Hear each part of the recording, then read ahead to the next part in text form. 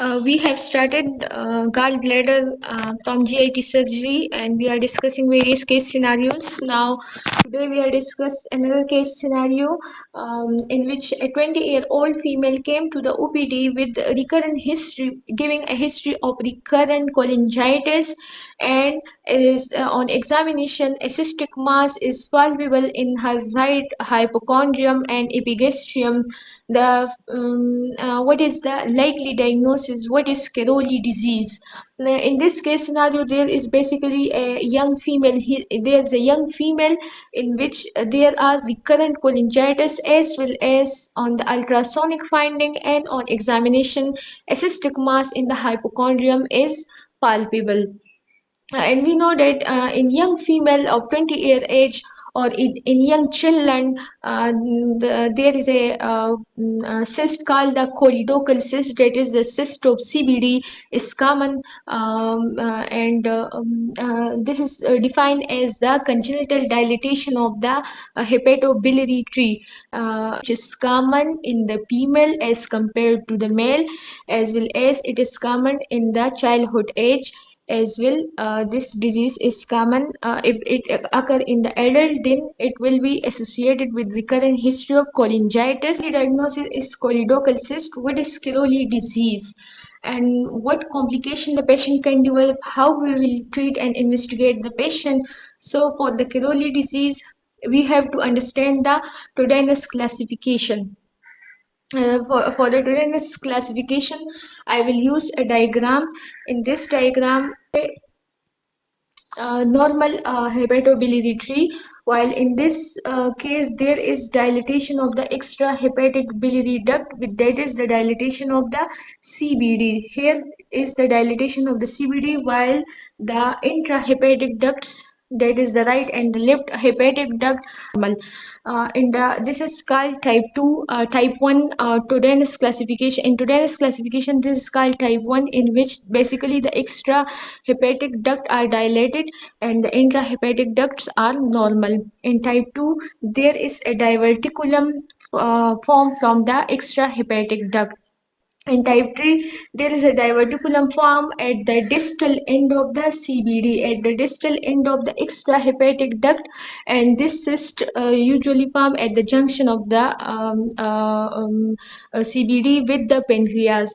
In the type 4, there is dilatation of both the extrahepatic duct as well as the intrahepatic duct. In this case, both the ducts are dilated, while in type 5, there is dilatation of only the intrahepatic duct, while the extrahepatic duct are normal. The extrahepatic duct are normal and the intrahepatic duct are dilated. This type is basically called the caroli disease. The type 5 is called the caroli disease, while the type 1 is most common 70%, and the type 4 is second most common, and the type 5 is called caroli disease. This is the detail of the Todenus classification, which I have already explained from a diagram, in which the cystic dilatation of the intrahepatic duct occur while the extrahepatic duct is normal. This is called caroli disease. In type 1, basically the extrahepatic duct is dilated while the intrahepatic ducts are normal. In type 2, there is a diverticulum from the common bile duct. In type 3, there is diverticulum from the distal CBD, which I have already shown you in the diagram. In type 4, there is dilatation of both intra and extrahepatic duct, while in the type 5 is called caroli disease, in which the intrahepatic ducts are dilated while the extrahepatic ducts are normal. The complication the patient can develop is cholangiocarcinoma. There is a 20 to 15 to 20% risk of developing cholangiocarcinoma if we do not resect the cyst. The investigation we can do is ultrasound. Ultrasound will show us the cystic mass, as well as will tell us about the stone, if there is a stone in the CBD, or if there are stone in the gallbladder. It will also give the information of the stone. In MRCP is a non-invasive a technique in which air dye is injected through IV route and then an X-ray is taken. It gave us the detailed information and the tell about the detailed anatomy of the gallbladder, the CBD, the pancreas, as well as the liver.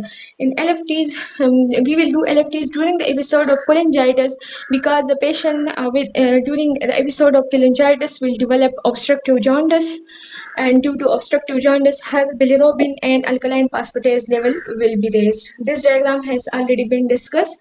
The treatment, if the patient presents with acute cholangitis, then we can give dose spectrum antibiotic to cover the gram-negative bacteria which basically cause the acute cholangitis.